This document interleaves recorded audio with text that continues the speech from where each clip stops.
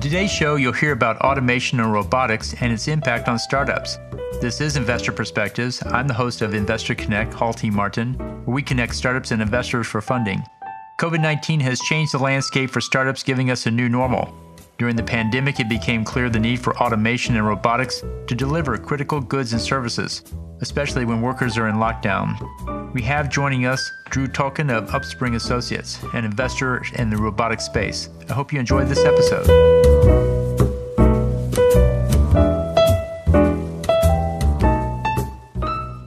Today, I'm here with Drew Tulchin of UpSpring Associates. Drew, thank you for joining us. Thank you. Appreciate the invite. So COVID-19 has given us a great new set of careabouts to work on from a startup point of view. And today I'd like to talk about automation, robotics, and manufacturing and what you see going on there in the next generation. After COVID, where do you think you'll see investment come in and where do you think the careabouts are? So let's start off and discuss a little bit about how COVID-19 is accelerating those three areas of automation, robotics, and manufacturing. Sure. So in New Mexico, where I am, COVID has really changed some of the product needs and some of the market dynamics. Certainly, if we look at supply chain, we got to see how sensitive some supply chains are, and you're not able to get stuff or you're not able to get in the time you want because it's in the wrong place or people are shut down. So being able to guard against what you can get in terms of your own materials. I'm involved with a new startup with robots, and they're in Albuquerque, New Mexico. And we're focused on what we call cobotting there, and that is creating robotic or automated work that is alongside human beings. And the reason why that's important is because we really want to see good jobs for people in safe workspaces. And so if robots can take care of the things that are the 3Ds, dirty, dangerous, or dull, and allow human beings to do more of the work or to manage the work, then that creates an opportunity in robotics and a new industry that continues with good jobs here in America, but a new product line and a new sector that's going to be important in a COVID world. That's great. And so if you look at the different subsectors within robotics, what do you think is going to be increasing the most? And is there anything going to be decreasing, you think, coming up? Well, I'm wearing two hats, right? So I am both an investor, myself personally as an angel, and also working with the company. And then I'm also helping companies to grow. So if I were to think about both of those places, for investors first, I think you still have the fundamentals. And in my mind, the three most important parts for investment are people, people, people. And you need to know the team. You need to trust and understand the entrepreneurs and the people they have around them, and if they're able to build a successful company. So I don't think that changes, whether it's a robotic company, a software company, or what have you. And if people leave some of the fundamentals because they're doing a shiny object syndrome or something like that, I think they get into trouble. So I would still stick to your fundamental investment thesis on the investor side.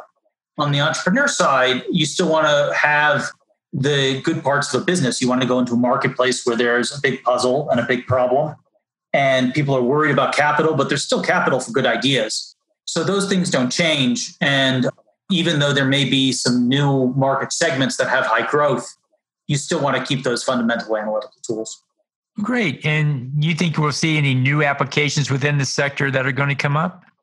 Yeah. With building robots, for example, there's certainly an increased demand for disinfectant and safe places. We're trying to figure out how kids can get back to school safely. We're trying to make sure that the places are safe for their workers and that airports, people can go, travelers can go into them and have a sense of comfort that they're not going to get sick.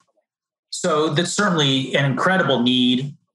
There aren't great solutions at the moment. The solutions we do have are cumbersome. They require a lot of labor and a lot of capital, and they aren't necessarily very efficacious or very successful.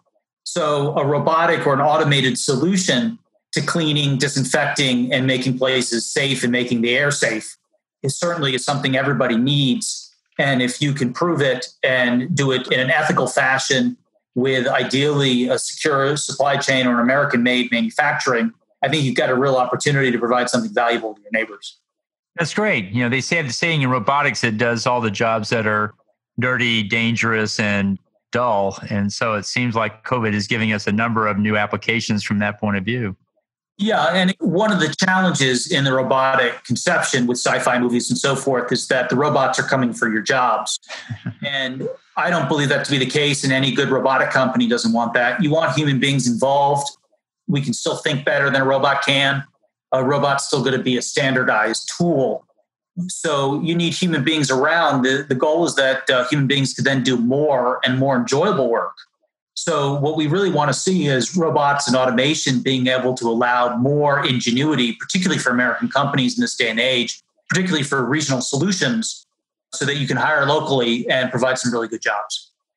So you see a lot of people that have been displaced from their job because of COVID, and now they're looking for a job. As robotics come into place, picking and packing and doing those type of things, that's not a job for a person anymore.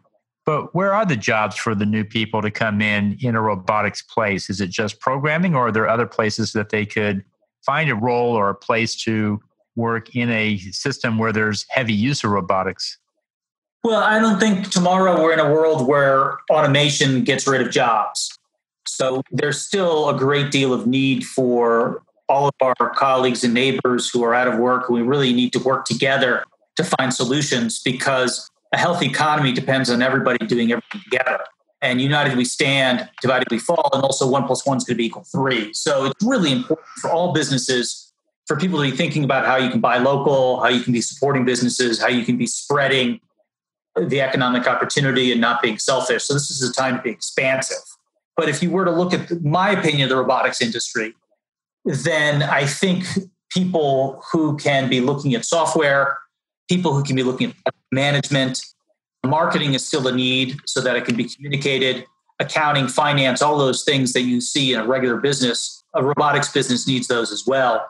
Engineering and some of the technical components are wonderful, but people physically being able to do stuff is also still a need. Right. And so based on where we are today, what's your investment thesis for this sector? Aside from the team and whatever, but robotics specifically, what are you looking for that you think makes a good investment?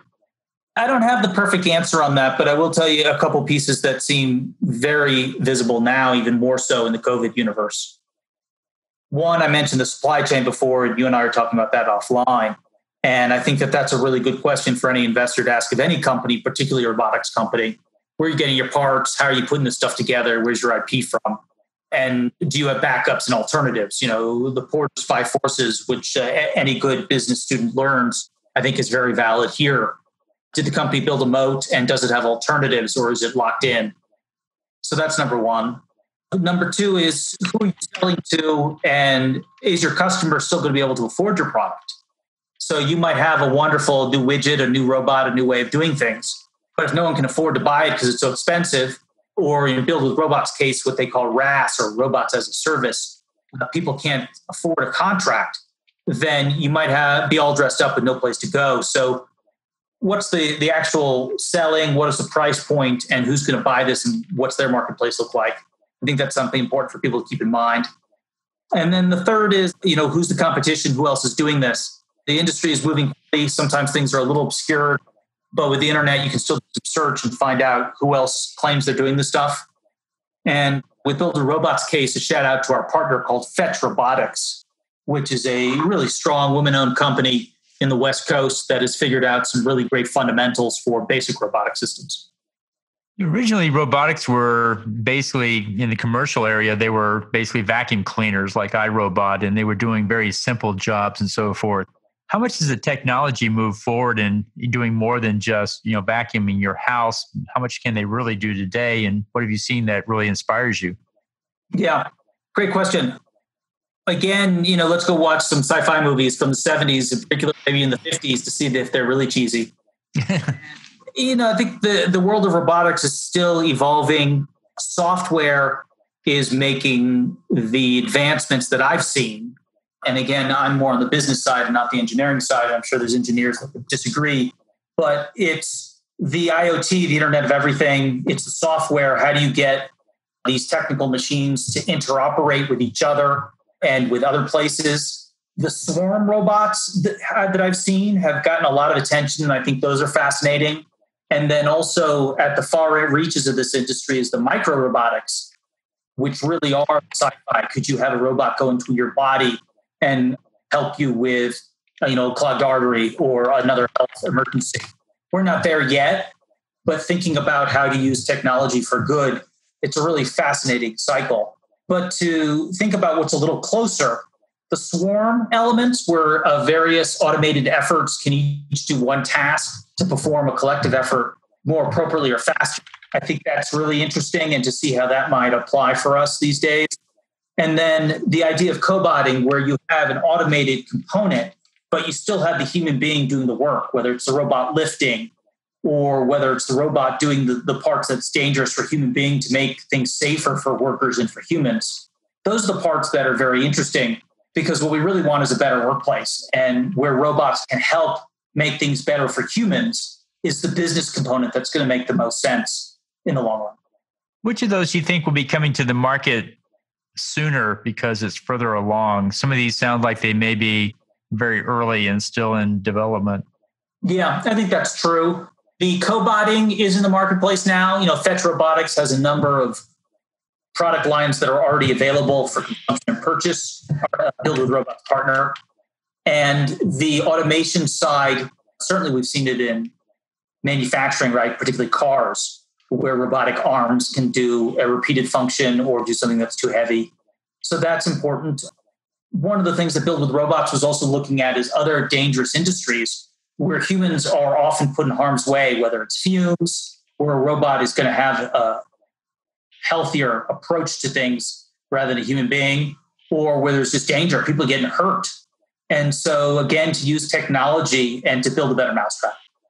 Great.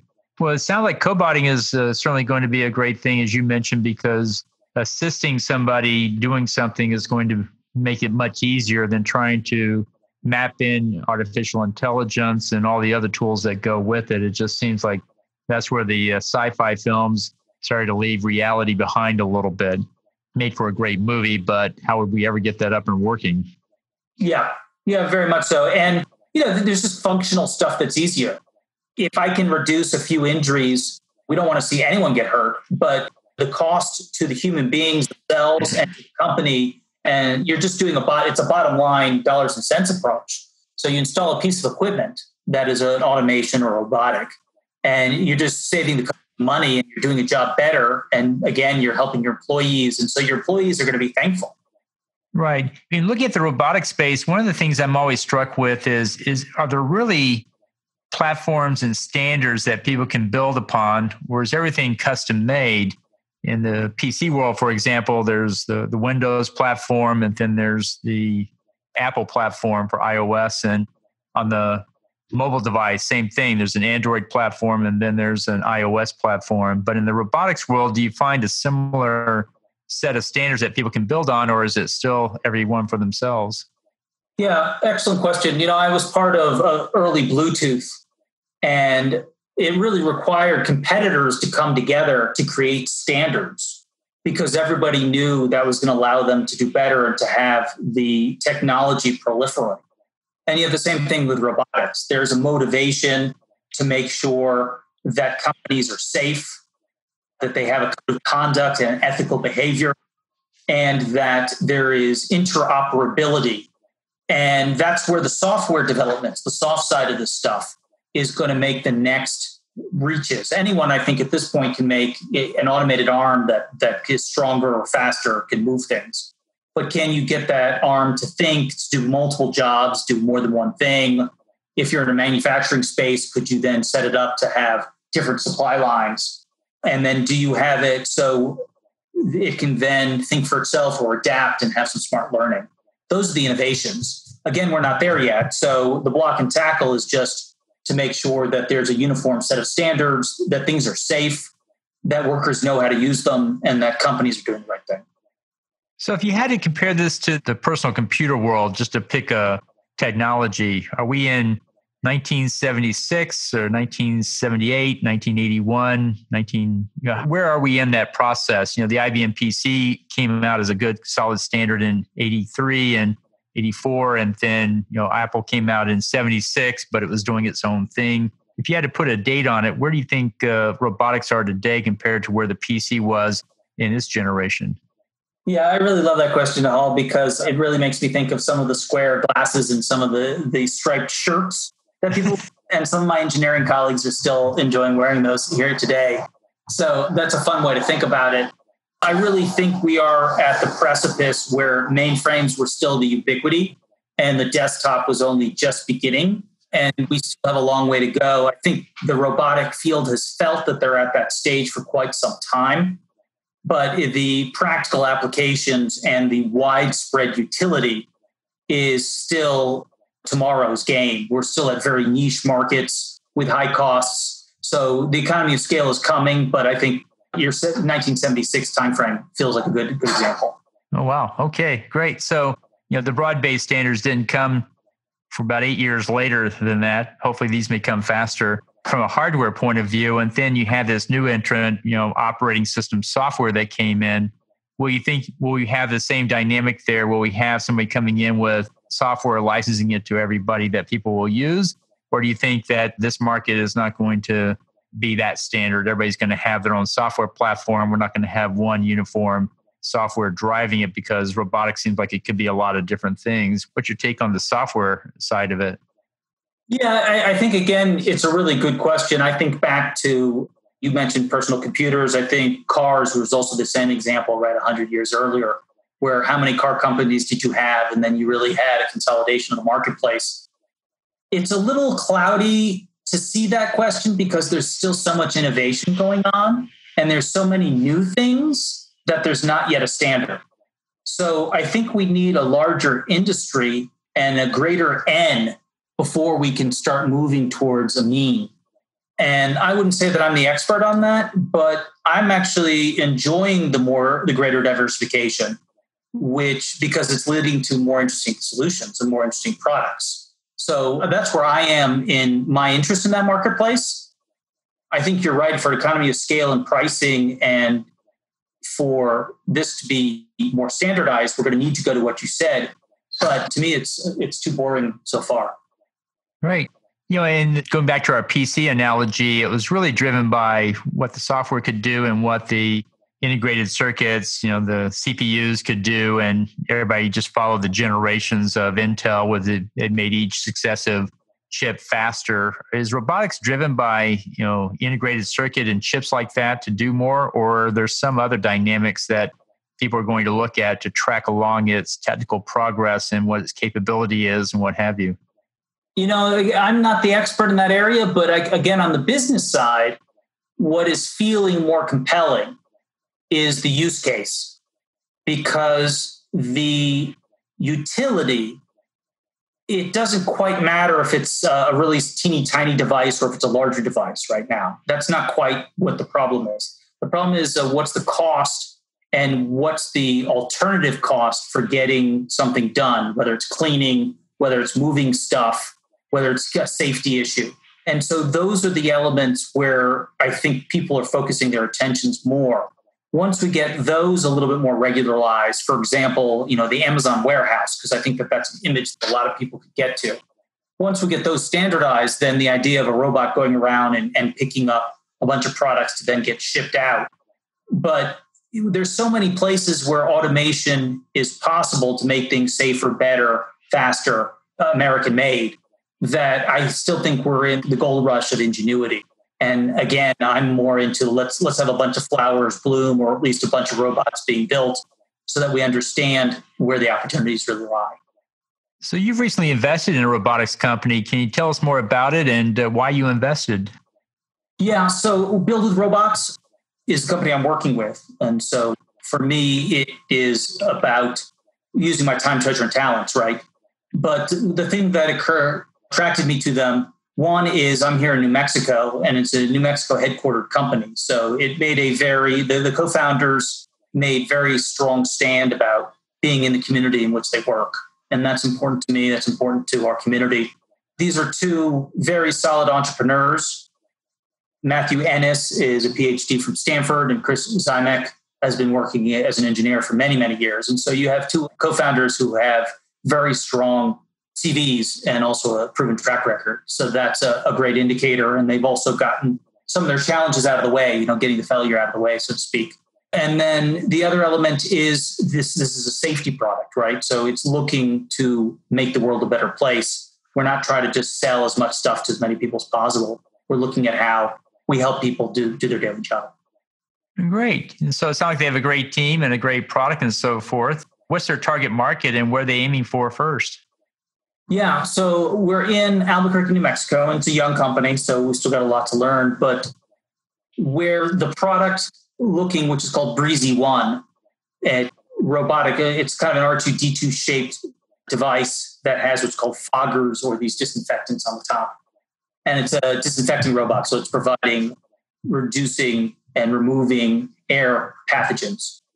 And so the large open spaces is a really necessary place for something like that. And we're working with airports, we're working with warehouses, particularly trucking warehouses, and then large retailers that have large open spaces. And so a robot can go in, have a mapped place, and every night go in, disinfect, and then the cleaning crew can come in behind them because the chemical's safe for human interaction. And the cleanup crew can do their regular job safely, so they don't have to be wearing the bunny suits or have a big pack on with a spraying thing, which may or may not be very accurate. So, yeah, that's the reason why Build Robots exists, and that's what the focus is.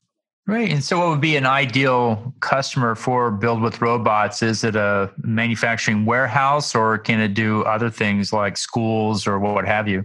Yeah. So airports is a great focus so that every night can go in, safe space so that travelers can be there in the morning with comfort. Large warehouses, large retailers, your Home Depots, your Targets of the world, and then schools, courthouses, large civic spaces, that type of thing. Well, great. And so it sounds like they have a great technology there and it's going very well. And do you think what would be the next application after disinfecting and cleaning? Do they have other applications they're looking at? Well, there's so much need in the disinfectant space right now that literally the phones are ringing off the hook because everybody really wants a solution. Everyone with a child who might be listening to this, can your kid go back to school safely in the fall? I think most parents want that to happen, but we have a mixed feeling about a sense of safety. So just getting every school in America to be able to be safe is going to be quite some work. The next step thereafter is to take this technology and have it be available affordably for smaller spaces. The airlines have been looking to make every single airplane safe, but what's the price point on a train or a bus? What's the price point on a hotel and a hotel room and a hotel hallway so that everyone can get back to doing what they were doing before in the new COVID world? And that's pretty much consuming us right now. And when we're fortunate enough to have that solved, then you and I can talk again and we can tell you about our next products. Great. Every plane, train, and subway in the U.S., you will have your hands full for sure. So we're looking forward to seeing how it goes and wish you guys the best with it.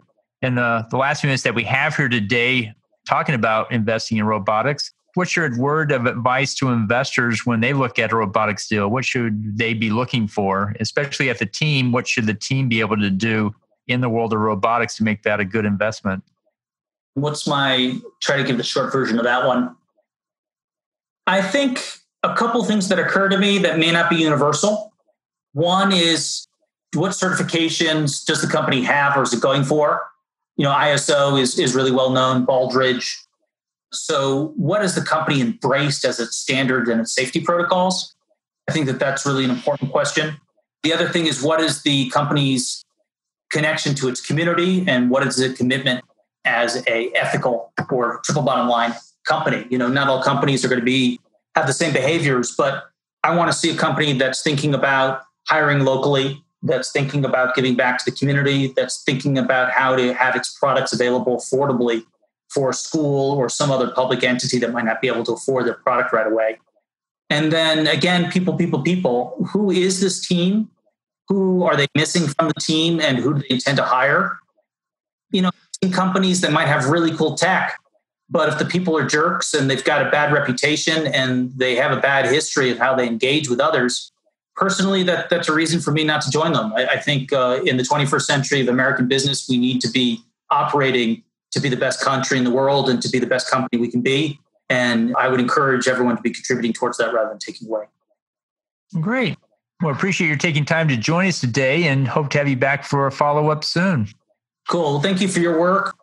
Thanks to everyone listening. I'm happy to be able to give solutions if I've discovered stuff. Check out Build with Robots, and you're welcome to follow up at UpSpring Associates.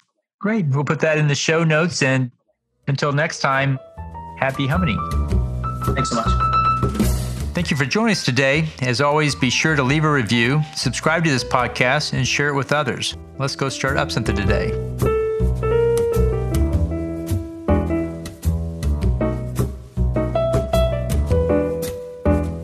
Halti Martin is the director of Investor Connect, which is a 501c3 nonprofit dedicated to the education of investors for early-stage funding.